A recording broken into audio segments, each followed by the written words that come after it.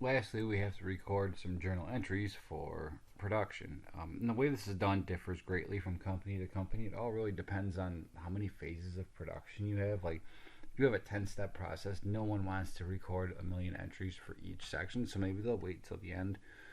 Right now, we're just going to have it start in the second department just for the sake of having some journal entries here.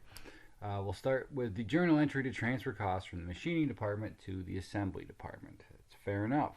So if we go in, we figure out how many costs were transferred out of machining and into assembly. Well, we go here. It was 90,000 was transferred out of machining and transferred in to assembly. So to record that entry, let's just have a separate WIP account for each department, which means our debits can be to work in process inventory for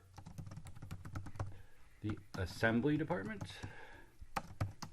Well, that's got to be going up, so that has to be our debit, and it's going to be for those $90,000 that we had in costs.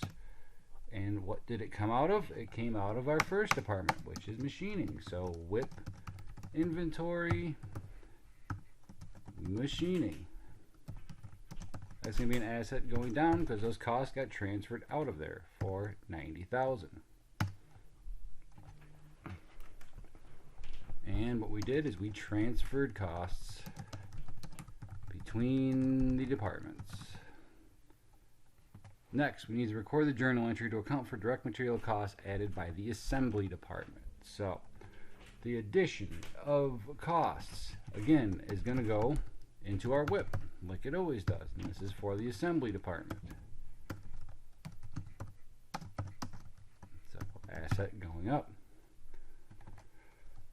Where are those costs going to come out of? Well, they're direct materials. So they're going to come out of our raw materials inventory. For how much? Equal to the amount of materials that were used by the assembly department. So let's hit equals on our debit cell here and go and find it. And if we see right here, the direct materials added was 30,000 by the assembly department. So that has to be how much we're going to put into costs by putting it into our WIP inventory assembly and taking it out of our raw materials inventory. And we used direct materials during production. Next, we need to record the journal entry to account for conversion costs added by the assembly department during the period. So let's quick go back to our assembly PCR. And we see that there was 40,000 of conversion costs added. Well, what did that consist of? We're assuming that 5,000 of these came for equipment depreciation, 20,000 for salaries that have already been paid in cash, and 15,000 for salaries that have not yet been paid to our laborers. Well, we know that on December 31st, when we're recording this, total cost of all of our conversion costs that's going to go into WIP inventory for assembly is going to be equal to that $40,000 that we added on our PCR. How it's broken down is going to go between the three different things that we have. Well, one of the things we have is accumulated depreciation. Contra asset account going up.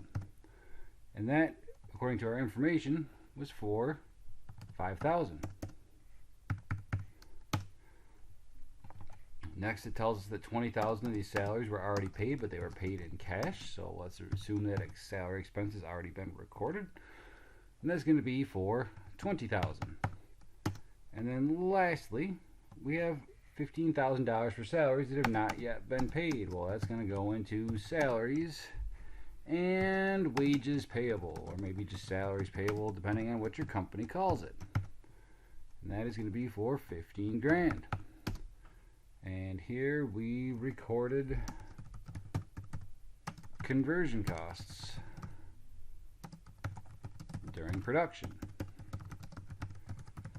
And in our last entry, we need to record the completion of finished goods by the assembly department. And that first word is the dead giveaway. It is the completion of finished goods inventory. And since it's finished, what is it no longer? Well, we've seen it all semester long. It's going to be WIP inventory for the department that's last in production, which for our two-step process is assembly. For how much? Well, we're going to have to go and see how much costs were transferred out of our assembly department. And we see here that the total cost completed and transferred out was $152,000.